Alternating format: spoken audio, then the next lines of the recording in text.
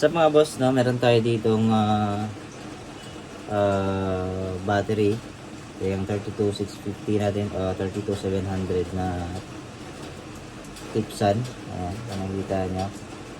Meron tayong 8 piraso ngayon. May nag-order kasi taas sa atin ng battery ng motor. So gagawin natin ngayon, itatak balance natin to para maging balance lahat ng battery. At the same time, para ilagay lang natin to. Lagyan muna natin ng washer.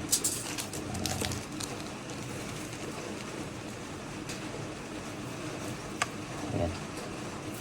Natin nalagay. Ayan pa dito. Washer.